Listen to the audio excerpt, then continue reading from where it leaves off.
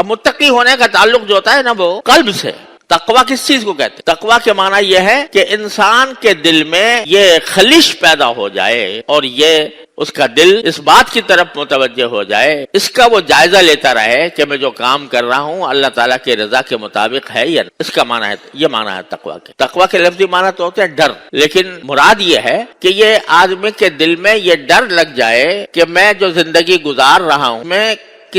میرے کسی عمل سے، میرے کسی قول سے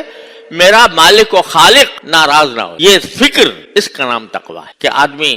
کوئی بات بول رہا ہے تو بولنے سے پہلے دماغ میں یہ تصور ہو کہ میری یہ بات ریکارڈ ہو رہی ہے اللہ تبارک و تعالیٰ، اور کہیں ایسا نہ ہو کہ میرا مالک، میرا خالق میری اس بات سے ناراض ہو جائے کہ یہ جملہ تم نے کیوں بولا تھا. یا کسی عمل کے وقت میں آدمی کے دل میں یہ خلش اور یہ خوف پیدا ہو جائے کہ کہیں میرے اس عمل سے میرا مالک و خالق ناراض تو نہیں ہو جائے گا. اس کا نام تقوی ہے. اس میں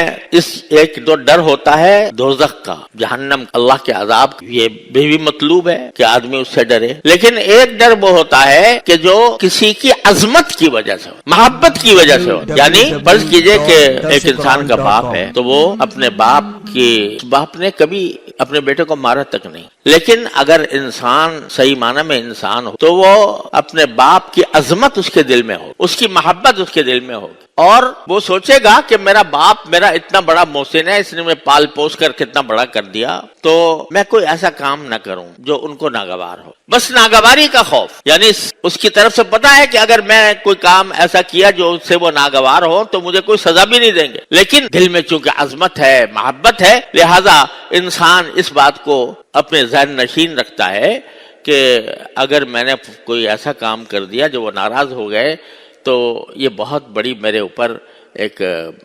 بڑا داغ ہوگا میرے اوپر کہ میں اپنے محسن کے ساتھ ایسا کام کروں. تو یہ معنی تقوی اللہ تبارک و تعالی سے تقوی کا یعنی ڈر یہ ہے کہ جس مالک نے مجھے پیدا کیا، جس نے مجھے بڑا کیا، جس نے مجھے صحت عطا فرمائی، جس نے مجھے کھانے کو رزق عطا فرمایا، جس نے پہننے کو کپڑے عطا فرمائے، جس نے میرے اوپر اپنی نعمتیں نچھاور کی، اس کی مرضی کے خلاف میں کوئی کام